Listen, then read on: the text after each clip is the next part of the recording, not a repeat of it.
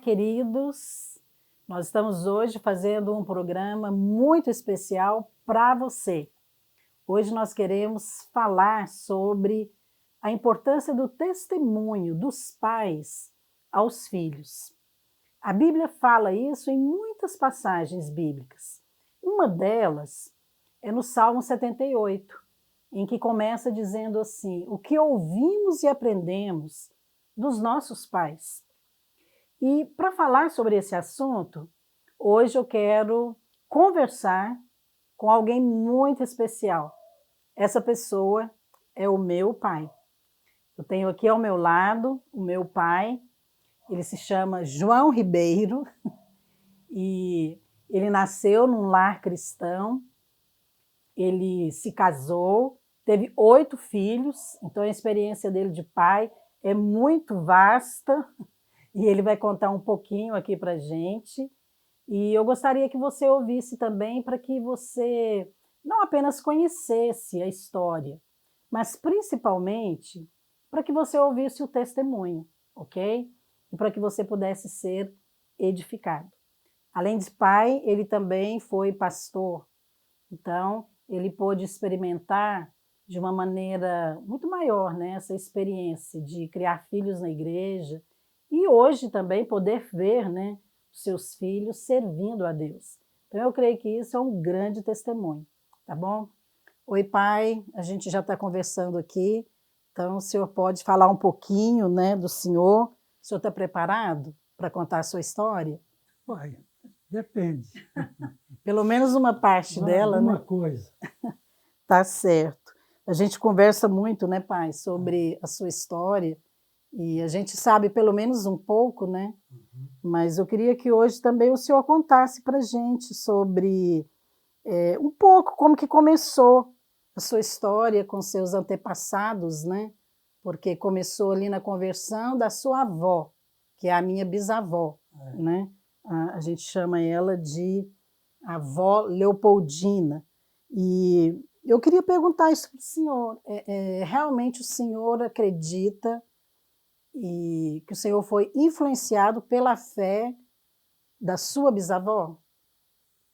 Eu creio que sim, porque ela iniciou o trabalho dela na casa dela, com algumas mulheres, né? Uhum. E isso não foi por um mês ou 2, foi por anos que ela fazia culto na casa dela com mais umas mulheres que eu conheci. Então, refletiu muito na minha vida quando eu era criança e principalmente na vida da minha mãe, que, embora já casada, mas era nova, né? E depois passou a minha mãe a dirigir os cultos na casa dela e do meu pai, e aí aquilo foi refletindo na minha vida. E eu gostaria de usar logo aquela mensagem que está na Bíblia: ensina o teu filho o caminho que ele deve andar, e quando ele for grande ou quando ele for homem, ele não desviará dele.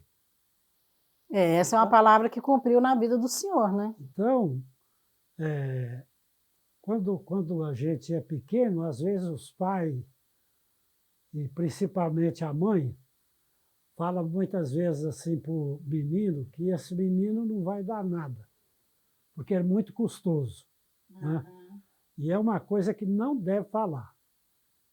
Não pode falar isso para a criança, porque a criança, a gente pensa que a criança não ouve. Ele ouve, não entende, mas repercute na vida dele, não é?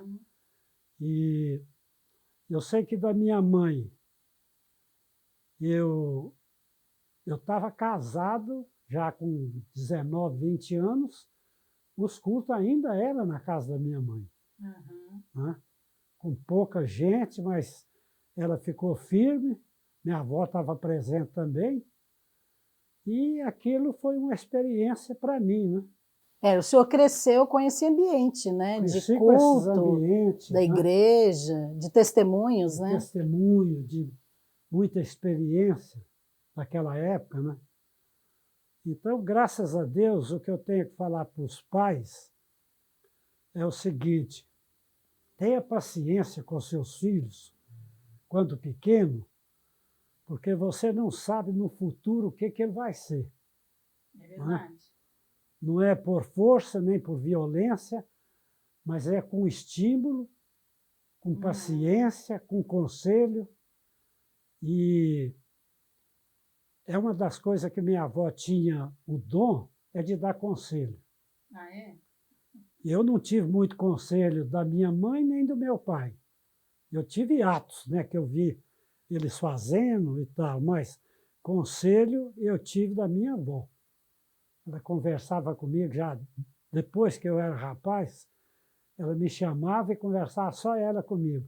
Na época eu não entendia nada, porque eu, na época, rapaz, queria outra coisa. Uhum. E ela me dava conselho da experiência dela, da velhice dela, né? Uhum. Mas depois que eu fui, como se diz, criando juízo, depois que casei e tal, eu fui lembrando aqueles conselhos dela e pensando, né? Pensando, minha avó estava certa naquilo que ela falou, né? Então, os pais precisam ter muito cuidado com as expressões que eles falam para os filhos, porque isso repercute depois no nosso consciente, né? Essas palavras são o quê? Como uma semente, né? Porque quando o senhor ouviu o conselho da sua avó, talvez ali naquela hora, como o senhor disse, o senhor não entendeu, mas depois o senhor foi refletir. E aí o senhor chegou a uma conclusão de que era verdade. Isso é muito poderoso mesmo. Agora, o senhor falando sobre ter cuidado com as palavras, né? Porque nós, na verdade, como filhos, né, a gente nunca ouviu do senhor nem da minha mãe palavras desse tipo, né? Não, você nunca vai dar nada na vida. Não, o senhor nunca falou, né? Não me lembro disso. E, de fato, isso tem muito poder, né? Palavras, né? Que os filhos ouvem na infância, né? Dos pais. E é uma das coisas que a sua mãe sempre me corrigia e falava para me ter cuidado com as palavras, né? Porque ela era calma, cuidadosa, inteligente, sábia, e muitas vezes eu ouvia ela falar, e até para mim ela falava também, que nós precisamos ter muito cuidado com a palavra. E como de fato, os pais precisam ter cuidado com as palavras que falam com as crianças e com os filhos, né? Porque aquilo vai, às vezes, ressoar mais tarde na vida dele. É verdade. Agora, a gente fala muito sobre essas mulheres, né? Porque sua bisavó, sua mãe, porque de fato elas foram pessoas que conheceram a Deus, responderam a Deus e passaram esse testemunho também, né? O Senhor, e hoje chegou até nós, né? Minhas filhas, e hoje eu já tenho netas. Quer dizer, o senhor já é bisavô, né? Mas em relação aos pais, né? Porque o senhor conheceu o seu pai? O seu pai biológico, né? Biológico, não. Não, porque quando o senhor nasceu... Ele morreu, a minha mãe estava grávida. Estava grávida. E o senhor, na verdade, cresceu com um pai que era padrasto, né? Adotivo. Adotivo. Então, é claro que ele exerceu esse papel de pai ali. Mas ele não era um homem crente, era? Era. Ele era crente? Ele foi o primeiro pastor lá, né? Ele se tornou Não o primeiro era pastor. Naquela época não era pastor, né? Como o pastor que deixou ele lá, como pastor, porque o culto era na casa dele. O culto foi lá na casa do meu pai uns 30 anos ou mais, né? E aí não tinha outro para deixar, ele pegou e falou, não, quem vai dirigir os cultos aqui é você. Mas meu pai, naquela época, foi criado com muitas ignorâncias, mas ele dirigiu o culto por muito tempo. E depois ele também construiu o primeiro prédio da igreja, né, na cidade? Ele deu o terreno? Ele deu o terreno, deu as pedras e os tijolos. mas a direção da igreja não construiu a igreja. Eu fui construir a igreja na minha época, né? Bem depois. Bem depois. Já era casado, aí é que eu construí a igreja. Mas como que foi qual lembrança que o senhor tem dele hoje como pai? Porque é claro que tem lembranças ruins e tem lembranças boas também. É, Mas de maneira geral, o senhor acha que ele foi um bom pai? O senhor Não. teve um bom pai? não tive. Não tive um bom pai porque ele também não teve, né? O pai dele é de outra geração e ele trouxe aquele tipo de geração. Então, ele foi um péssimo pai. Mas ele fez muita coisa boa na minha vida que eu agradeço demais a ele até hoje, né? Porque eu acho que o que ele fez de bom foi mais o que ele fez de ruim. É mesmo? O que eu falo de ruim é porque eu era criança, assim na faixa de 7 a 10 anos, e o meu irmão, que era filho dele, não era bem meu irmão, né? Eu era filho da minha mãe. Sim. E ele era filho do meu padrasto. Mas ele batia demais em nós. E aí, hoje, os meus filhos me perguntam, mas batia por quê? É porque naquele tempo era o seguinte, se você tomasse banho no córrego, não tinha piscina, tomava banho no córrego. Ele batia. Se a gente jogava bola na rua, não tinha campo, ele batia. Tudo era motivo de levar uma Então, surra? essas coisinhas que eram Sei, coisas de insignificantes, criança. Então, a gente chegava em casa e tomava uma surra. Então, essas coisas, eu cresci assim muito revoltado com aquilo. Porque muitas vezes eu apanhei sem saber por quê que eu estava apanhando. Né?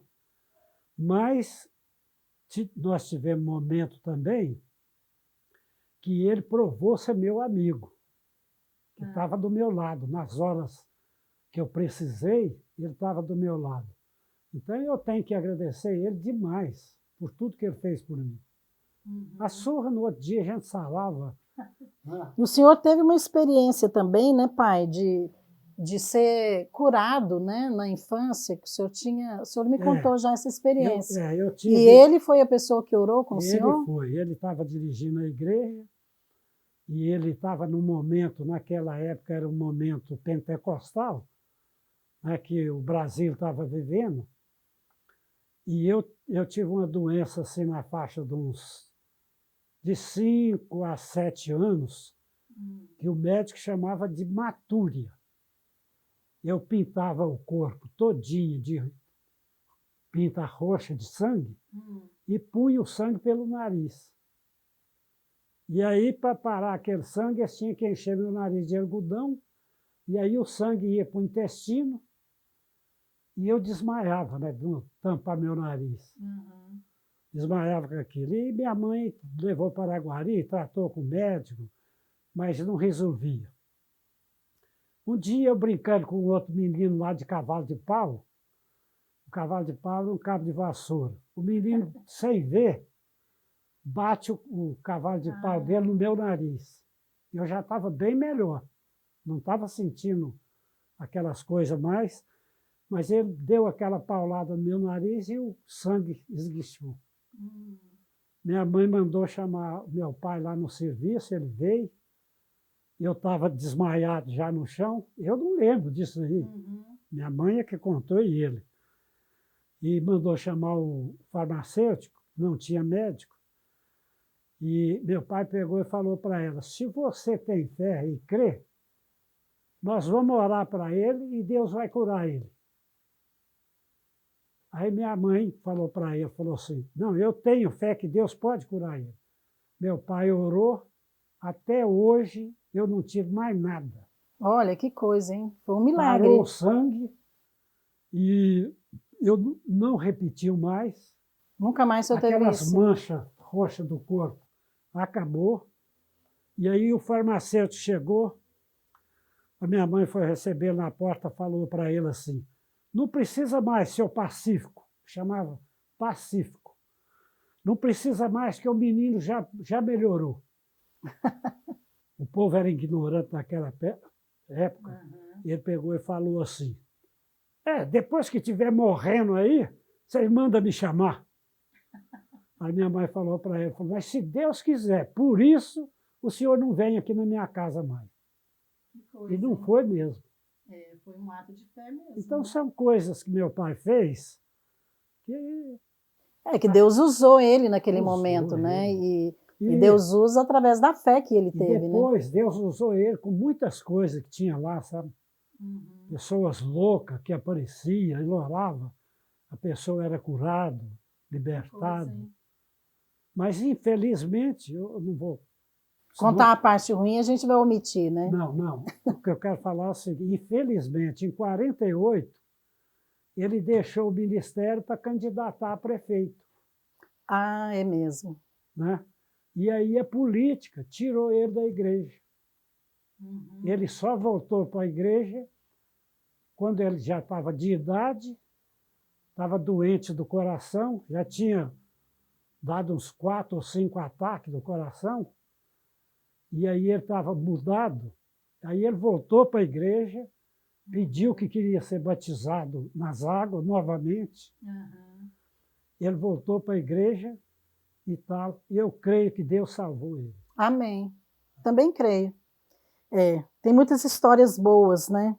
E agora, o senhor também depois se casou, né, com a minha mãe, e o senhor teve 8 filhos, né? O senhor esperava ter 8 filhos, pai? Não foi nada planejado, né?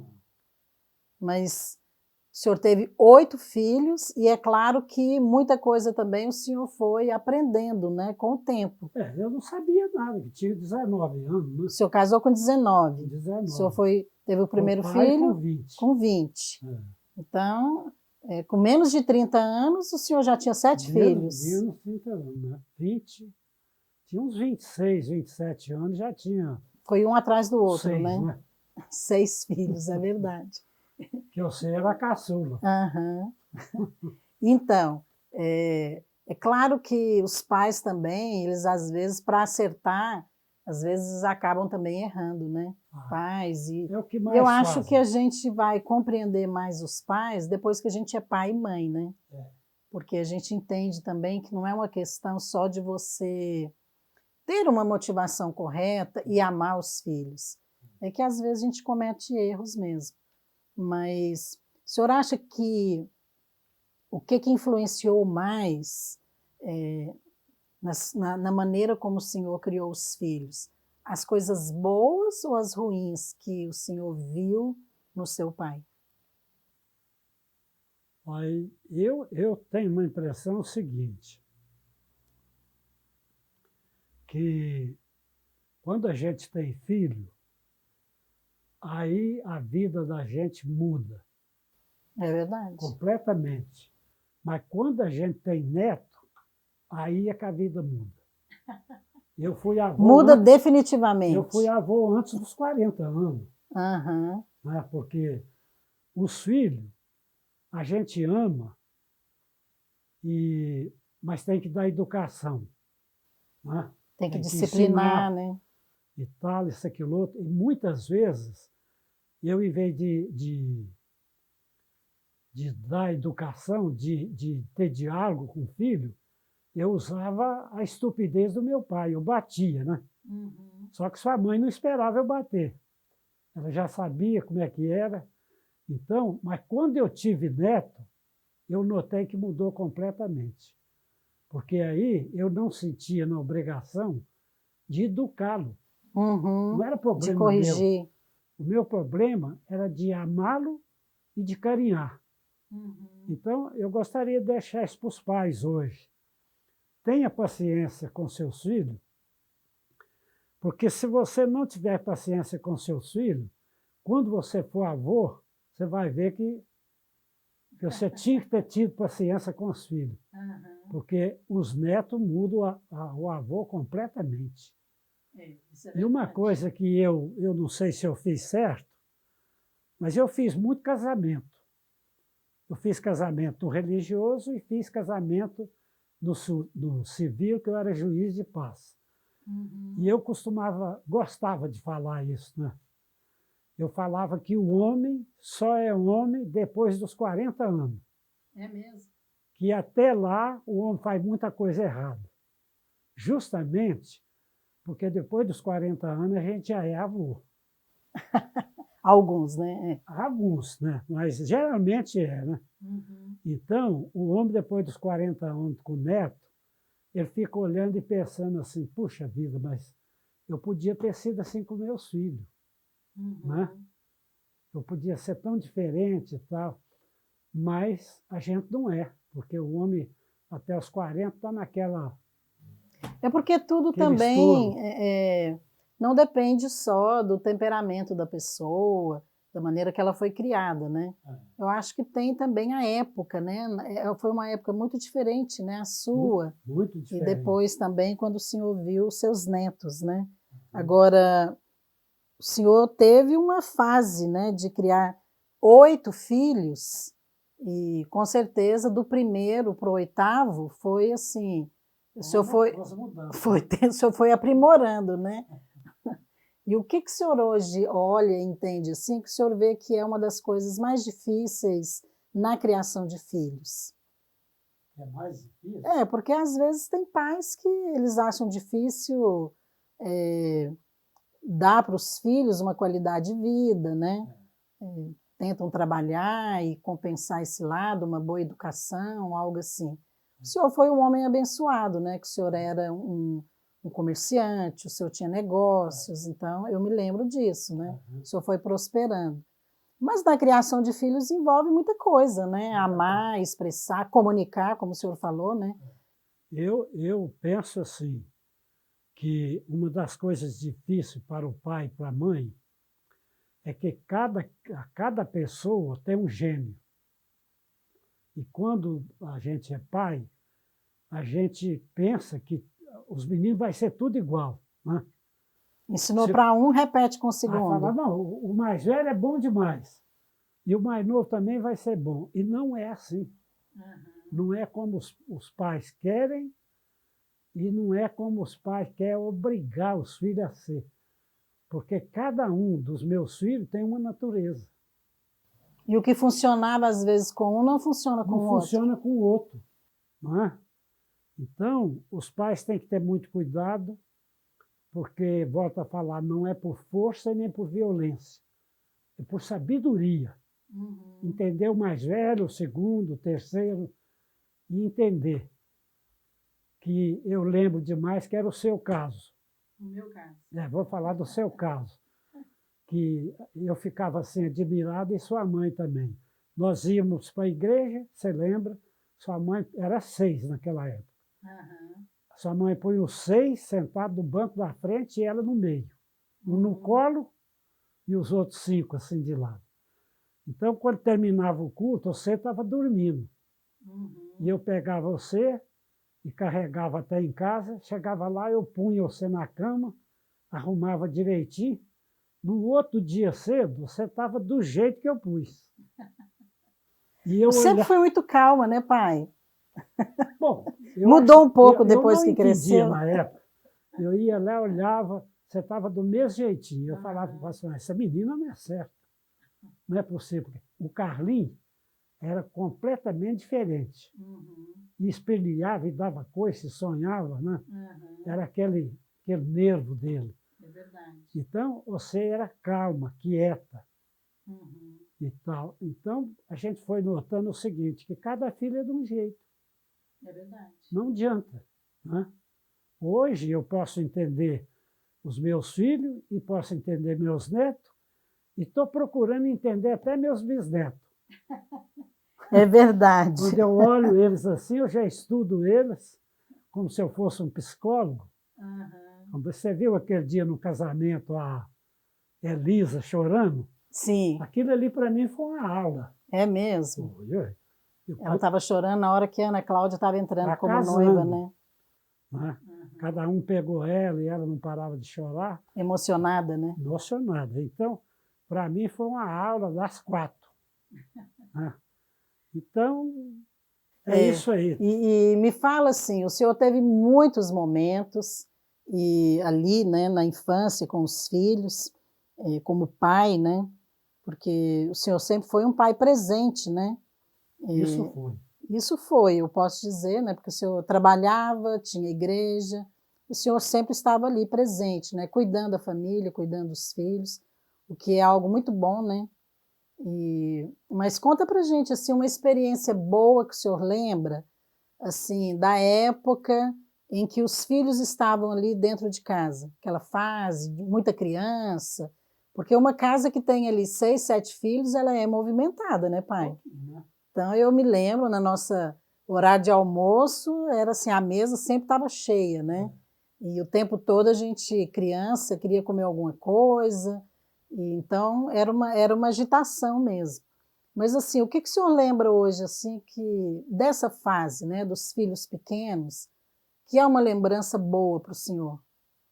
Márcia, são tantas coisas que eu não poderia destacar aqui isto ou aquilo, porque eu acho que foram muitos momentos bons, né? Porque a sua mãe,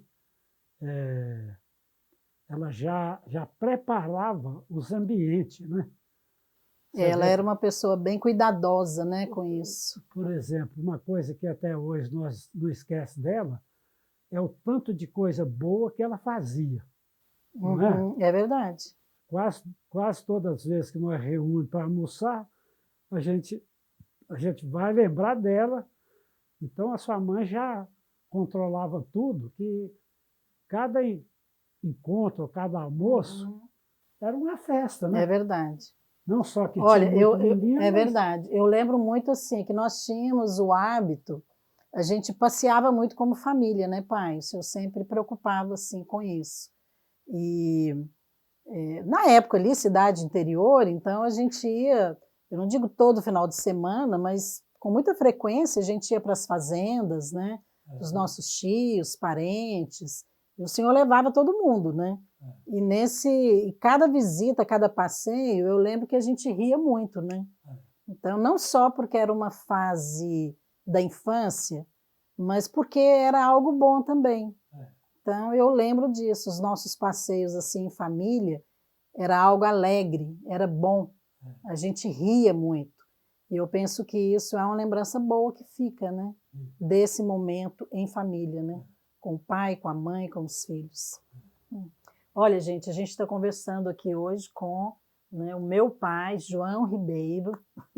Hoje ele tem 84 anos, mas ele está contando aqui para a gente um pouco, né, da sua experiência com o seu pai, que era padrasto, né, dele, mas também como pai, né, de 8 filhos. Mas a gente vai continuar aqui esse bate-papo, ok? Então não saia daí, tá bom?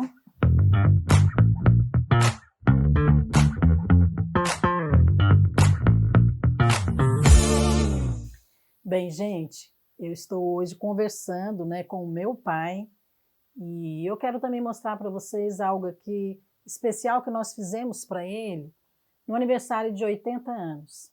Então, nós escrevemos um livro com o nome A História de João. E aqui a gente relatou muitas dessas histórias que hoje ele está compartilhando conosco. Mas sabe, isso aqui fica uma sugestão também para você.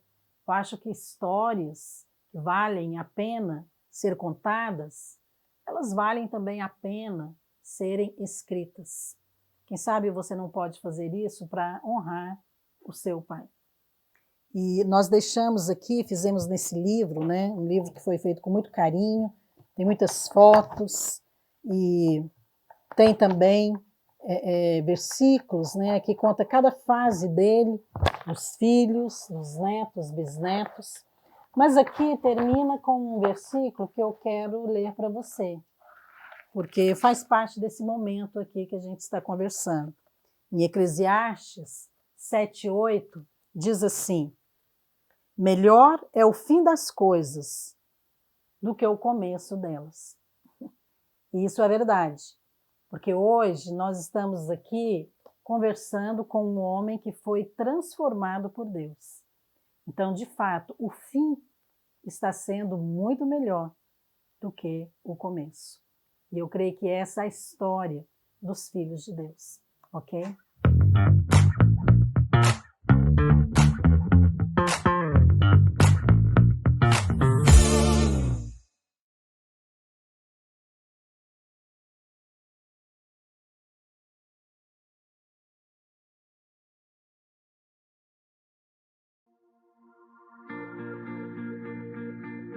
Pai,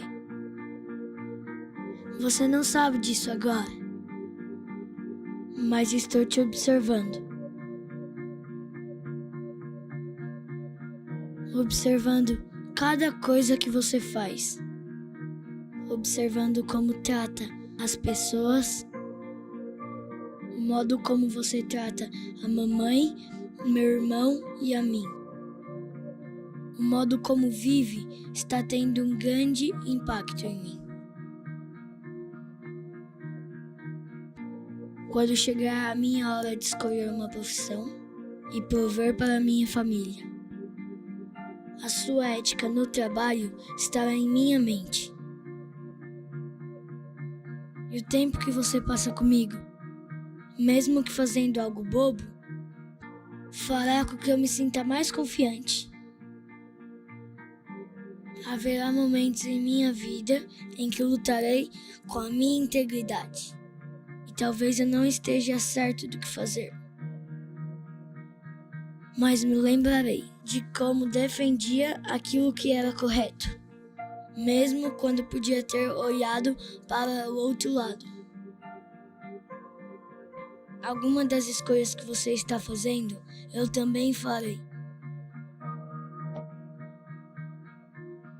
E por favor, não tenha medo de me mostrar seus fracassos, de mostrar seus erros. Eu aprenderei com eles. Pai, você está me ouvindo? Eu estou observando. Observando se você realmente crê naquilo que fala sobre Deus. E eu preciso da sua ajuda para me mostrar o caminho. Um caminho que não é fácil, mas é o certo e o melhor. Eu estou te observando, Pai, todos os dias. Você está me ensinando como viver, ainda que não saiba.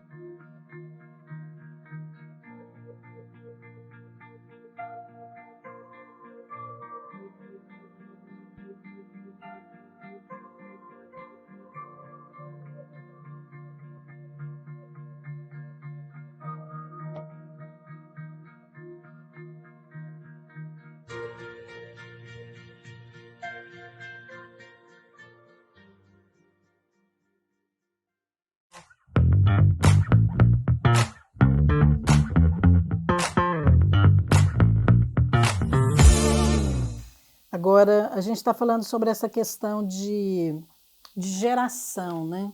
Porque o senhor mesmo mencionou, o seu pai, ele veio de uma geração que era um tipo de educação, né?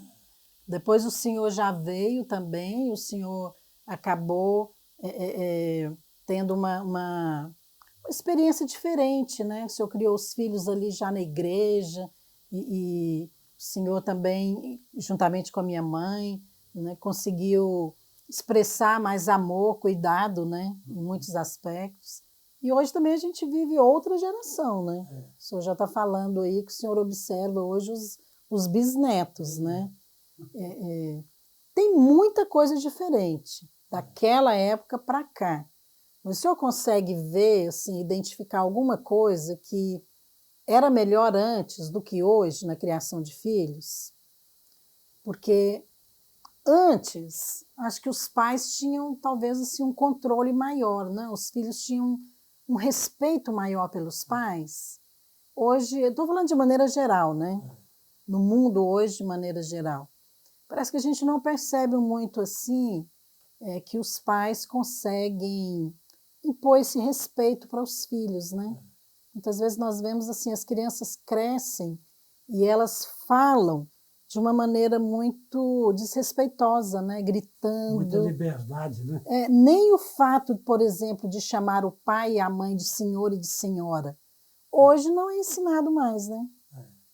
E antigamente não, a gente sempre falou, não, senhora, senhora.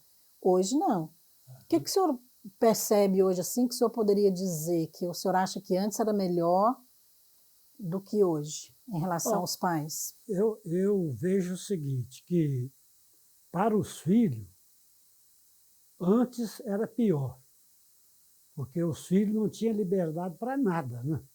Na sua época, Na minha né? época, de criança, adolescente, e hoje eu vejo a liberdade que têm os meus netos e meus bisnetos, eu creio que é muito melhor, porque a liberdade hoje é tanta que não tem alguma coisa que o pai possa falar, danar, ou bater. Bater hoje não existe, né? Não. Mas que o pai quer impor à criança. Não tem essa imposição. Antes o pai falava, Antes, a criança tinha que meu pai, obedecer. Meu pai falava para mim e para o meu irmão assim, quando eu olhar para vocês, não precisa de eu falar nada, você já sabe. Então, Era o desse suficiente. Tipo, entendeu? Se ele desse uma olhada para nós já caía fora. Porque sabia que não era para ficar ali. Então, hoje você vê o seguinte, a liberdade que eu vejo que as crianças têm é demais, né? Mas é melhor para eles. Eu acho que os pais devem aproveitar essa liberdade para que eles possam carinhar os filhos, para quando ele for grande, ele ter os pais como amigo. Porque amigo a gente não encontra na esquina. Amigo a gente faz aos anos. E às vezes a gente tem uma pessoa fora da família e até fora da igreja, que é mais amigo da gente do que os próprios filhos. Tem muito disso. Pessoa de confiança, pessoa que a outra vai desabafar, não é? E assim por diante. Tem liberdade de se abrir, né? Tem liberdade de se abrir. Então, eu fico olhando hoje, por exemplo, o Roberto, meu filho, como que ele é com os netos dele.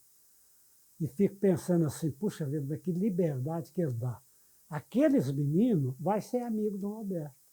Quando o senhor fala de liberdade, é em relação a essa questão de expressar amor, né, para não só o filho, como o neto também se sentir amado, sentir aceito, né?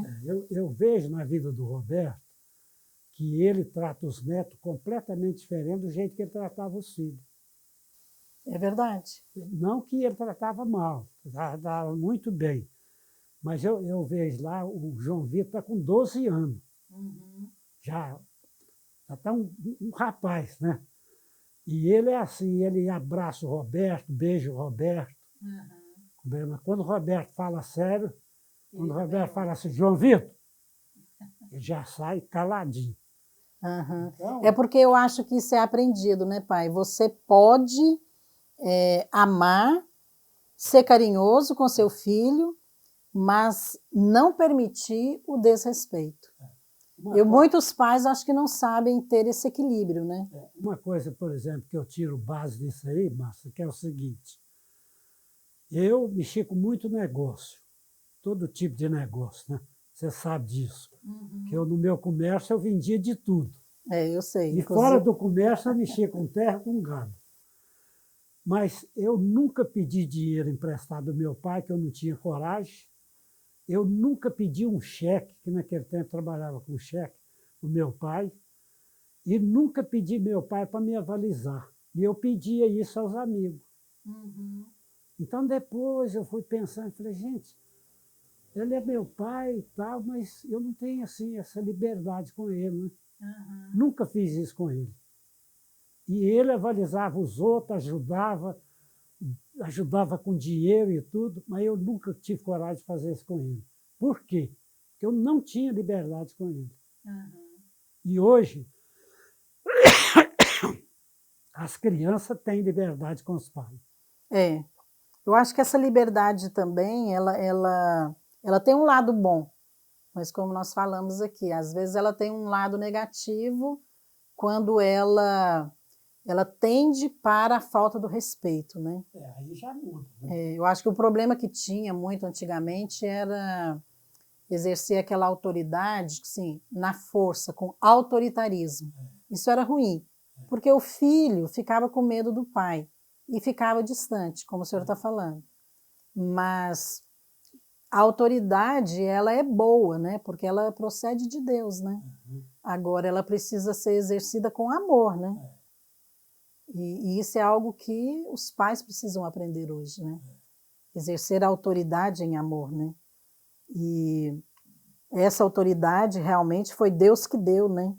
E eu acho que conseguir exercer a autoridade como Deus, como pai, é algo que você só aprende com Deus, né?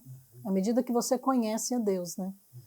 O senhor percebeu isso na vida do senhor, assim, à medida que o senhor foi crescendo, conhecendo a Deus, que o senhor foi mudando dentro de casa, como marido, como pai? Percebi. O senhor percebeu? Eu percebi porque, à medida que eu fui vivendo, eu fui aprendendo com a sua mãe, né? Posso falar um pouco de mulher? Tá bom, vamos falar de mulher agora. Eu fui percebendo que a minha maneira de ser era muito estúpida. Mas muito dura. Hã? Muito dura. Muito dura. Eu achava que o homem tinha que ser daquele tipo, tinha que ser homem. Mulher é mulher, homem é homem, né? Porque na época que eu fui criado era assim, né? Basta o seguinte, a minha mãe, por exemplo, ela na época dela não tinha mulher que trabalhava. Trabalhava fora, né? Funcionária, né? Sim. A minha mãe foi um exemplo que ela era funcionária pública numa época que mulher não trabalhava. E ela ainda arrastava a carteira dela profissional, que o Getúlio Vargas, que era o presidente do Brasil, assinou a carteira dela. Olha. Então, mulher na época da minha mãe era nada. E eu cresci com aquele ambiente. Então, eu gostava da minha mulher? Gostava. Eu casei porque eu gostava dela. Mas eu era estúpido. E a maneira que eu fui vivendo, eu fui aprendendo. Mas eu fui mudado mesmo, eu tinha 60 anos. Olha, viver 60 anos. Né? Aí, eu não fui mudado, eu fui curado por Deus. É mesmo? Fui mudado, meu gênio, né? Porque gênio é uma coisa que ninguém domina, não adianta. Pessoa, quando é daquele tipo, só Deus muda. É verdade. Né? Ninguém muda ninguém, né? Ninguém nem muda. Marido, nem pai, nem mãe. Tem muita gente que fala, meu pai foi assim e eu vou ser assim até morrer. Né?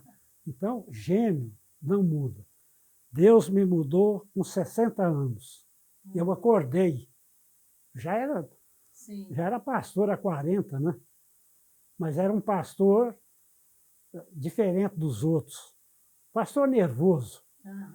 Então, quando eu recebi aquilo, eu falei, gente do céu, o que é isso? Então, Você teve uma experiência pessoal com Deus. Eu tive uma experiência pessoal com Deus e mudei. E depois, com 80 anos, foi que eu tive aquela depressão, né? Com 80 anos, eu tive outra mudada. Aí Deus completou a obra. Hoje, eu sou outro homem. É verdade. Completamente diferente, compreendeu? Aquele nervosismo, aquela bravura, aquela estupidez, e acabou. Que coisa, né? Mas esse é um testemunho muito poderoso, né, pai? Eu fui curado. De transformação. Completamente curado.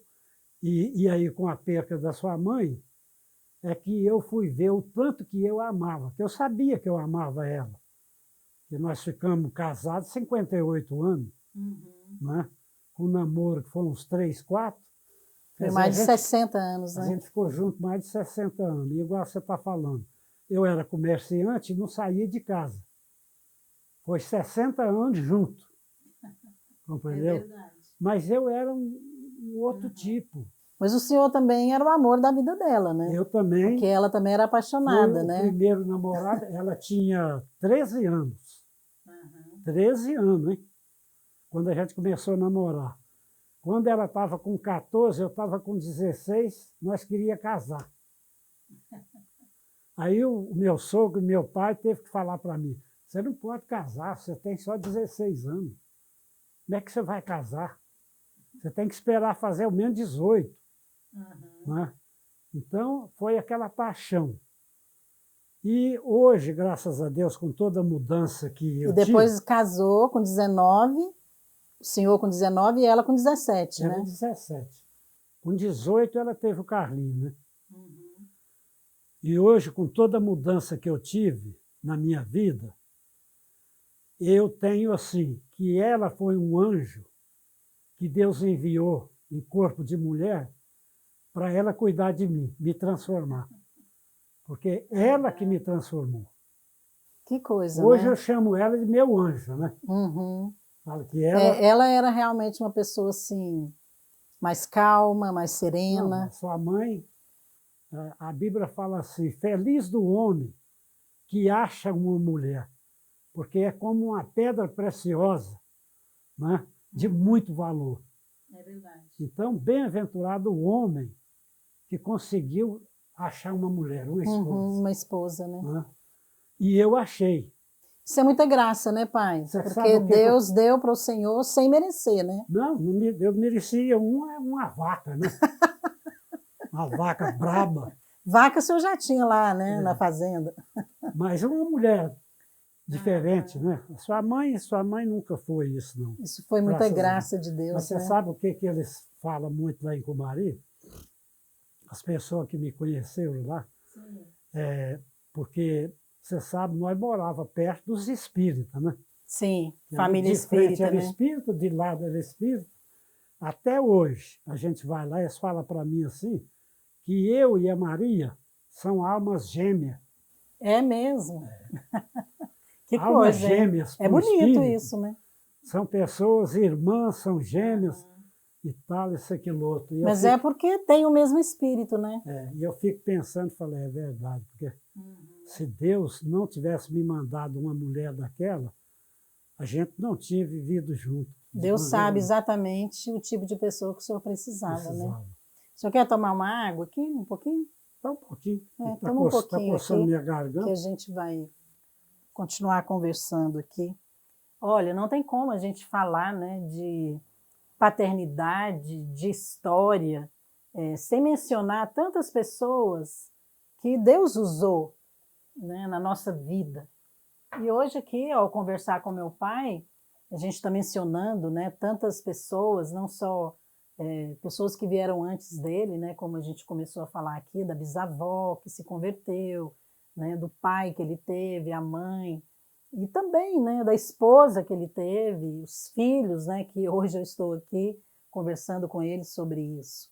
Então eu penso que tudo isso fala, né, desse assunto que é tão precioso, que é o testemunho, né, testemunhar para uma geração a respeito de Deus. E eu quero continuar aqui também para a gente falar um pouquinho, pai, porque o senhor depois tornou-se pastor, né? Então, eu lembro também do senhor ali, que o senhor era também comerciante, o senhor era pastor, e eu acho que o senhor nunca teve salário de pastor, né? Nunca. Pelo contrário, o senhor é que sustentava, investia a né? obra, né? É verdade. Então, era por uma questão de chamado mesmo, né? E eu me lembro também nessa fase da infância, né? Que o senhor...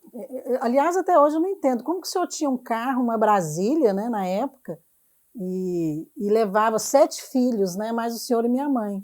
Como é que cabia dentro do carro? Eu também não sei. Eu sei que a gente ficava, todo mundo lá, e viajávamos, né? Não era só passeio, era viagem, né? E eu me lembro também que teve uma fase, né, que o senhor estava acompanhando outras igrejas, né, ali no sul de Goiás. O senhor levava os 7 pastor filhos. distrital, que hoje na Videira chama de supervisor, né? Supervisor. E o senhor ia e levava a família toda, né? Porque eu me lembro dessas viagens. Né? Era algo assim que o fato de ter muitos filhos e filhos pequenos, nunca impediu, né, o senhor de fazer a obra. Né? Como é que foi essa experiência do senhor? Ser pai, ser pastor, envolver família? O senhor sempre viu isso com alegria, com disposição? Muito. É uma das coisas que eu comento hoje, Marcelo, é o seguinte: a gente, para ser pastor, tem que ser chamado. Esse negócio de você formar o pastor e ele ser pastor, o cara às vezes não foi chamado para aquilo. Porque eu tomava conta de 3 ranchos, de Catalão, Goiandira, Cumaria e Anguera. Era 5 igrejas, né? Chamava distrito. Eu tomava conta daquilo lá e sustentava, porque eu ia todo mês dar a ceia. Nunca recebi ajuda, porque o certo era eu ir e eles me davam mesmo a gasolina, né? Para ajudar na viagem, ou então comprasse o suco de uva e o Da pão. ceia? Não, nunca tive ajuda, nunca tive salário. E aquele povo me deu trabalho, mas trabalho assim, demais da conta. E eu amava aquele povo.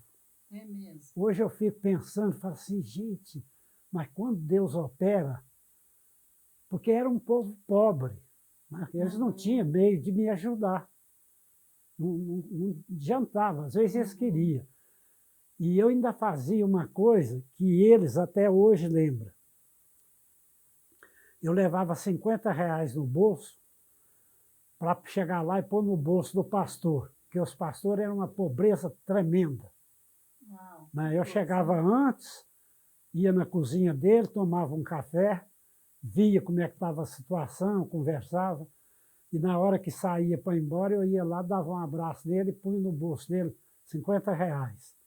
Né? Os filhos deles até hoje lembram. É mesmo. Encontrei, eles eram meninos, encontrei com eles numa convenção, lá em São Paulo, e eles chegou 2 romãos perto de mim, eu estava sentado. Pastor João, o senhor lembra de nós? Olhei para eles e falei, não lembro. Difícil, Aí eles falou para mim, o senhor lembra do Geraldo, pastor lá de 3 Ranchos? Olhei e falei, mas vocês é aqueles meninos? Eles riram e falou, é. Falou, pastor João, nós não vamos esquecer do senhor nunca. Nós estávamos passando necessidade.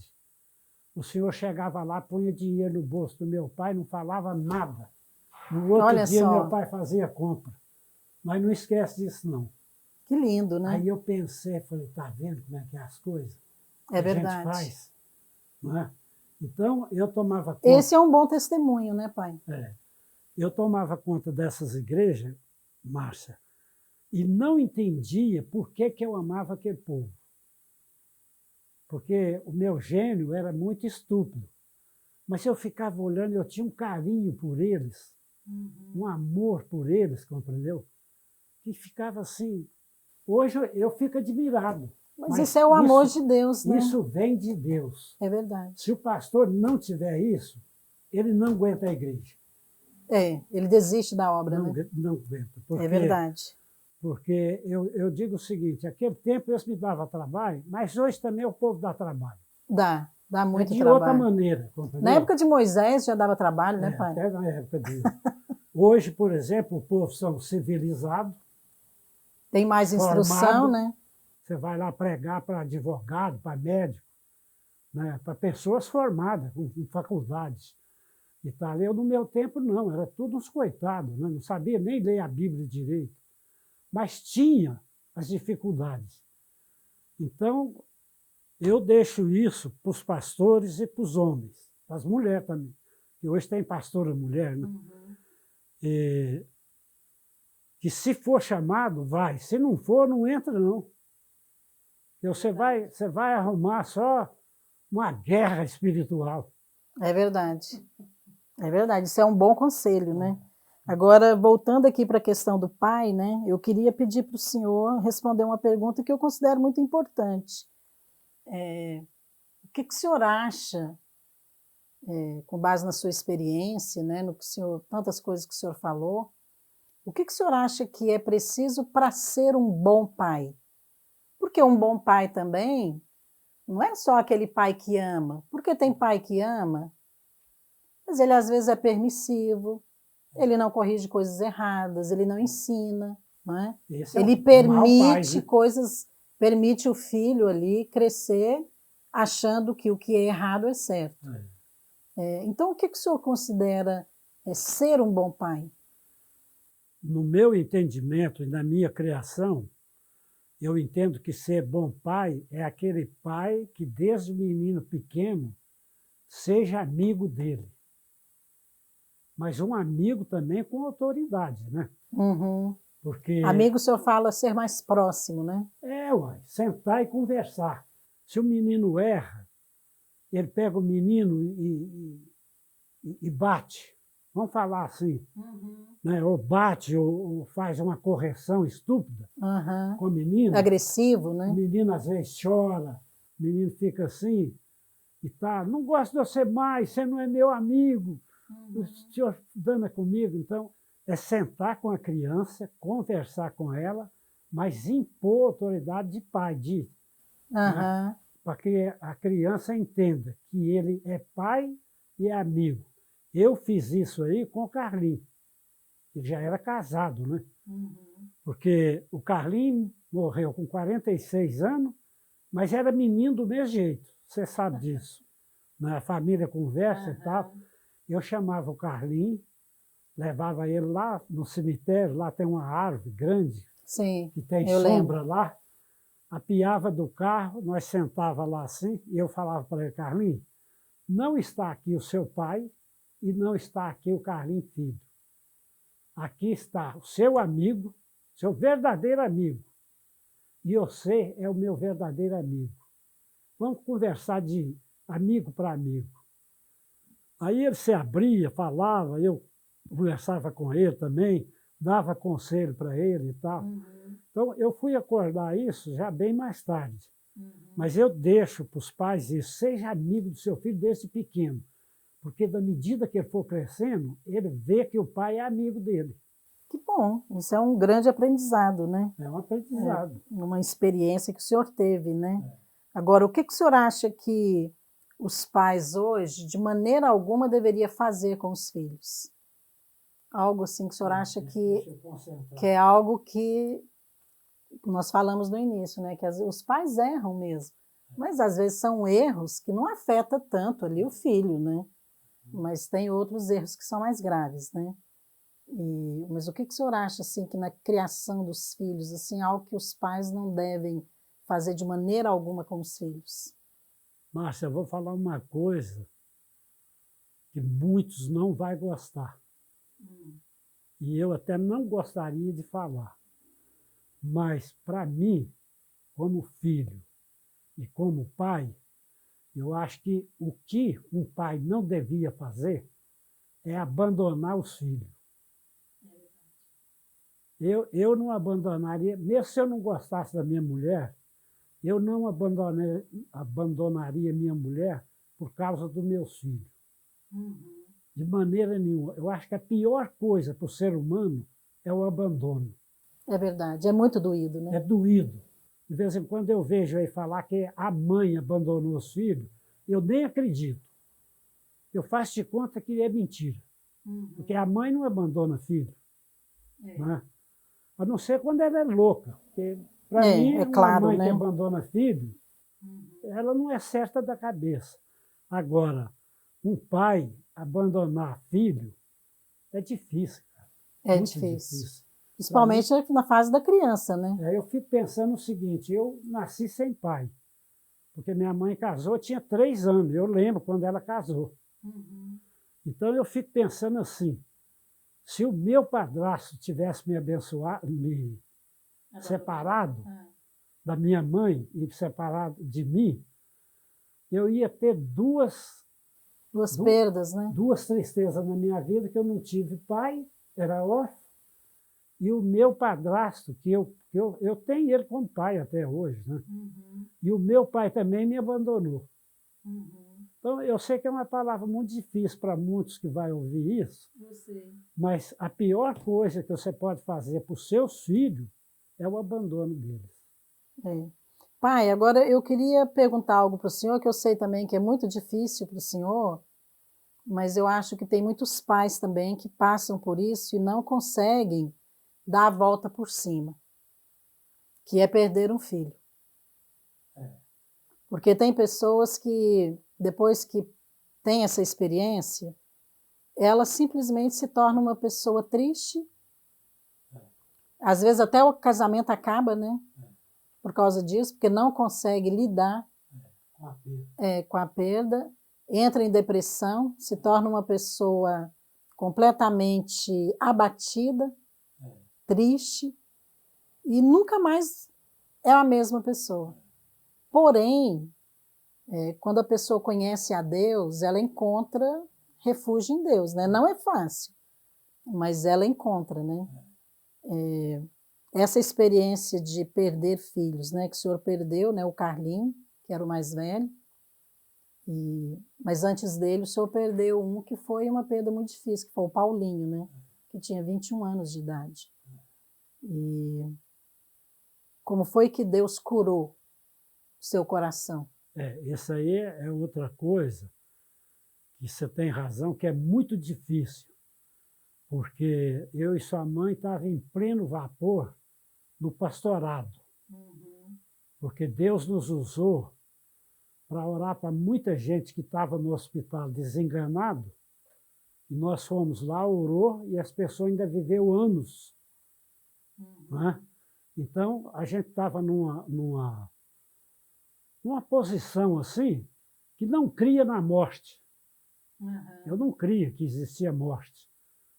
O temor que a gente tinha de Deus, basta o seguinte: quando ele chegou lá em casa à noite, já era de madrugada, bateu, me chamou, falou: ó, o Paulinho teve um desastre de carro e tal, e ele está lá em Catalão. Eu vim te avisar e tal. Isso, aquilo outro, eu peguei e falei para a pessoa: tá bom, amanhã eu vou lá ver ele. E entrei para o quarto e falei... Você pensou que era algo simples? Hã? Eu pensei... Não, eu não acreditava na morte, né? Falei: não, amanhã eu vou lá, mas a Maria, nós ora para ele e Deus salva ele. Aí acordamos cedo, levantamos e fomos, com aquela fé que eu ia chegar lá e orar para ele e ele ia. Aí quando eu cheguei, que eu vi o estado que ele estava, não adiantava mais orar, né? Eu já estava morto. Aqui foi um baque para mim. Não só baque como pai, mas como pastor. Né? Porque aí entra aquele negócio, fala: você ora para tantos, Deus salva tantos, seu próprio filho morre. Então, eu e sua mãe ficamos, acho que mais de ano doentes, né? Com aquela A situação, aquele desastre espiritual. Nós ficamos muito baqueados. A gente ia orar para as pessoas, já não tinha mais aquela fé. E eu e sua mãe fomos curados por Deus. Basta o seguinte: o Carlinho agora, depois que morreu, e tal, eu não levei baque nenhum. E tá lá, e tal, o Carlos morreu, isso, aquilo, outro e tal. Eu estava nos Estados Unidos, né? Eu não vim. Você sabe disso. Sua mãe veio. Falei: não, eu não vou, porque não dou conta de ir. Se fosse para mim vir e voltar, que eu tinha que voltar. Falei: não, eu não vou. Sua mãe falou: não, eu vou. Sua mãe veio.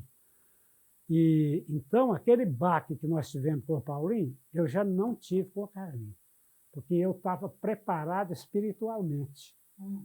Né? Como estou hoje preparado e tal. Então, é muito difícil o pai e a mãe perder um filho.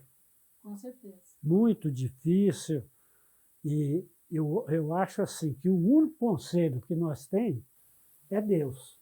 É Deus. Deus é que Deus sabe. é o consolo e é Deus que... Conselho não, é consolo. Consolo, né? Mas ele também é o recomeço, né, pai? É porque esse aí é um problema, Márcia, que muitos não entendem. Ele acha que é um problema do corpo, mas não é do corpo, é um problema da alma e do espírito. Que você fica machucado para sempre. Né? Agora, quando Deus cura a alma e o espírito, você é Amém, curado. é verdade.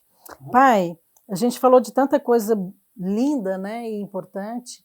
E eu queria encerrar aqui, embora tá tão boa a nossa conversa, né? Tá ótima. Mas eu queria pedir também para o senhor deixar uma palavra hoje, uma palavra bem diretiva mesmo. Queria pedir para o senhor deixar uma palavra para os pais na igreja que enfrentam hoje dificuldades com os filhos, né? Porque quando a pessoa está enfrentando a dificuldade, parece que ela não vê o outro lado, né? Não. Parece que aquilo ali é algo que Ser vai durar humano para não vê. frente. É difícil, às vezes, de passar por aquilo. E o senhor já passou por muitas dificuldades, né? E o senhor viu Deus fazer milagres, né?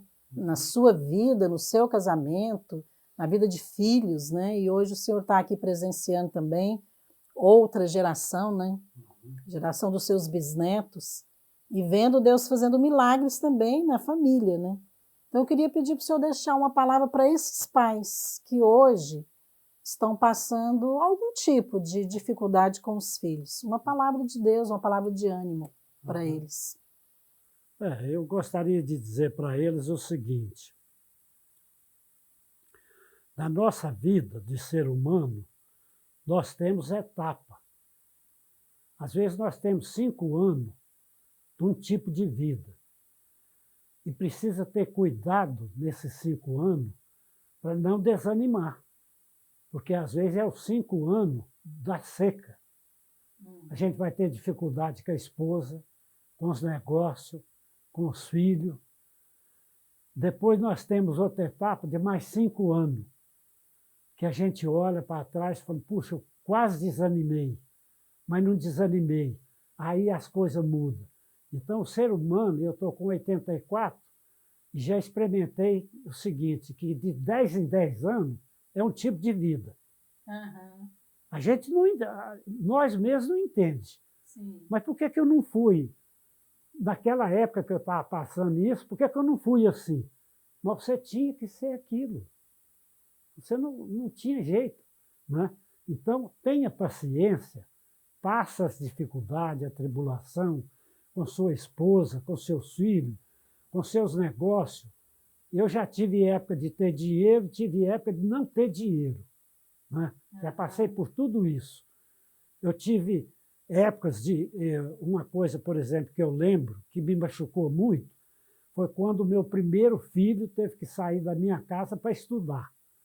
Eu não tinha condições de pagar uma faculdade e uma moradia para ele. Aquilo me machucou demais, a saída do primeiro filho de casa. Mas eu não tinha condições financeiras. Eu não estava pobre, mas eu não tinha condições daquela despesa. Então, o que acontece? Os pais têm que ter paciência à etapa da vida deles, né? Atolera a tua mulher, atolera teus filhos, vai passar, as dificuldades passam, principalmente o que você falou, aqueles que estão na igreja, como é que é aquele versículo que fala a tribulação? Ah, sim, Tiago, né? Dura um dia. Ah, sim. É que o choro pode durar durante a noite, mas a alegria vem pela manhã. O que quer dizer? Quer dizer o seguinte, às vezes você tem 5 anos, 10 anos de dificuldade, mas depois você vai ter vitória.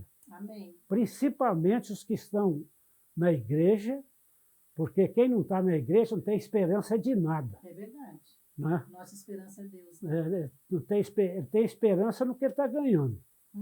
Se ele não está ganhando bem, ele não tem esperança. Mas quem está na igreja, ele espera que amanhã é outro dia. É verdade. Né? Seja o tipo de vida que ele está levando, amanhã é outro dia. Então, que tenha os pais paciência, paciência com as esposas, com os filhos, né? Amém. Porque o dia dele vai chegar. O dia da vitória vai chegar. O meu dia, por exemplo, quando a minha esposa morreu, eu pensei que o mundo acabou para mim, né? Falei, bom, para mim, porque eu e ela falava que nós éramos 2 em 1. Nós juntamos as 2 almas em uma alma. Quando eu perdi, eu falei, bom, 50% foi embora, 50% não tem jeito de viver. e tal. E aí é que eu fui descobrir por que que Deus levou ela. Já era a época dela aí, eu precisava ser curado sem ela, porque ela é que me controlava, né? Aí eu perdi o meu controle, falei, agora o meu controle é Deus. Então Deus foi me mudando, mudando. E eu entendendo por que que Deus levou ela. O senhor passou a depender 100% de Deus, né? E eu, então, não dependo mais de mim. Eu vou fazer, eu vou falar, vou buscar. Fala, não, é como Deus quiser. É verdade. Se Deus quer, então eu conformei que era a hora dela ir, compreendeu? Então, Amém. tenha paciência, pai. Amém, amém. Pai, o senhor realmente é um homem abençoado, né? O senhor foi abençoado na família que o senhor nasceu, com os pais que o senhor teve, porque eles também te ensinaram a crer em Deus. O senhor foi um homem abençoado porque o senhor teve uma esposa que Deus deu, o senhor teve filhos, o senhor pôde experimentar um chamado, né, para o ministério, que o senhor respondeu, que o senhor foi fiel, né, naquele tempo. Então, a bênção de Deus sempre esteve na sua vida, né? E hoje também o senhor tem visto na sua descendência, né? Filhos que hoje são pastores, né? Eu sou pastora, me casei com um pastor, o Aloísio, Roberto, que também é pastor, e o senhor tem aí filhos, né? A Lília, que também exerce um ministério, né? Na educação, mas por chamado também. E tantos outros filhos, né? Que hoje estão e que servem ao Senhor, né? E isso é maravilhoso. Agora, eu só quero dizer hoje uma pergunta muito simples, né, para o senhor responder. Aí eu vou pedir para o senhor olhar ali para aquela câmera, né? Então, o senhor se considera um homem feliz? Considero. Eu considero um dos homens do mundo mais feliz. Amém. Porque eu dependo de Deus em tudo. Eu dou graças a Deus pelo sono, dou graças a Deus pelo apetite, dou graças a Deus pela fartura, compreendeu? Então, eu não sei como agradecer. Eu agradeço a Deus todo dia pela a minha vida. Você vê o seguinte, já estou fazendo, né, agora, 85 anos e tal, eu não sinto nada. Amém. Falar assim, eu tenho dor de cabeça, eu tenho dor disso, eu tenho... A Lília não veio falar que eu tenho dor de nada. E dorme bem, né, pai? E durmo bem, e tenho apetite, e tenho o que comer. Amém. E tem uma boa memória. E com outra coisa, né? Eu tenho uma cabeça que as pessoas conversam comigo, por exemplo, do passado, eu sei de tudo. E não tem cabelo branco, né, pai? E não tem cabelo branco Porque ainda. alguns acham que ele pinta, mas ele nunca Não pintou pinta o cabelo. Né? Isso é o que eu me espero. Pai, obrigada, né, por esse tempo, pela conversa, por compartilhar aqui, não só comigo, né, mas com tantas pessoas aqui da sua vida. Amém. Amém? Bem, eu quero, nesta hora, agradecer você também. Foi um momento muito especial, não apenas para mim, mas que eu pude compartilhar com você. Espero que você tenha sido edificado também. E eu quero também concluir e deixar para você aqui um vídeo, que é também um pouco dessa história linda que a gente contou aqui da nossa família. E eu vou encerrar esse momento aqui com esse vídeo, ok?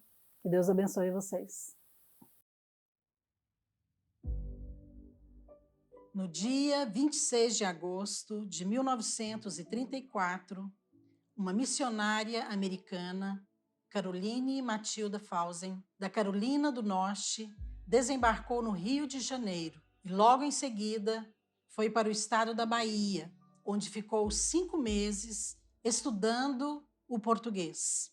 Em 1935, Matilda recebeu uma revelação de Deus para evangelizar no estado de Goiás. Ela foi para a cidade de Catalão, aonde chegou no dia 9 de fevereiro de 1935, iniciando seus trabalhos evangelísticos nesta cidade. Em 1936, guiada por Deus, pegou um trem e foi pregar na cidade de Cumari, Goiás, a 30 quilômetros de onde ela morava. Dona Leopoldina, ela foi a primeira pessoa a se converter na cidade. Ela era viúva e tinha 5 filhas. A igreja começou na sua casa, onde um grupo de mulheres se reuniam para orar. Embora a missionária morasse em Catalão, a 30 quilômetros da cidade de Cumari, toda semana ela ia de trem para fazer as reuniões na casa de Dona Leopoldina. Assim, começou ali a Igreja Calvário Pentecostal, a qual a missionária pertencia. Nas reuniões que ela fazia, a missionária cantava, tocava sua sanfona e depois pregava com muita autoridade. O poder de Deus se manifestava fortemente nas reuniões e as pessoas eram batizadas com o Espírito Santo. Contudo, algumas pessoas foram ficando incomodadas e denunciaram a missionária na delegacia de polícia. Então, o delegado da cidade enviou 2 soldados para checar o que estava acontecendo lá. Quando eles chegaram e viram as pessoas orando, um dos soldados caiu de joelhos, falando em línguas, e em lágrimas entregou sua vida a Jesus. Anos depois, esse soldado tornou-se um pastor. Por razões pessoais, a missionária precisou voltar aos Estados Unidos. Embora não tivesse um prédio de igreja, ela deixou naquela cidade um grupo de mulheres incendiadas. Era um grupo de mulheres que oravam. Mas o zelo dessas 2 mulheres pela obra de Deus prevaleceu, pois algum tempo depois, a irmã Matilda voltou dos Estados Unidos para visitar as igrejas que ela havia aberto no estado de Goiás. Ela havia se unido à Igreja de Deus nos Estados Unidos, pois tinha esperança que eles enviassem alguém para continuar o trabalho dela no Brasil, o que realmente aconteceu nos anos seguintes. A semente plantada naquela pequena cidade alcançou 4 gerações. Anos depois, uma das filhas de Dona Leopoldina tornou-se a pastora da igreja. Depois, o neto de Dona Leopoldina tornou-se o pastor. E mais tarde, sua bisneta tornou-se uma pastora de crianças.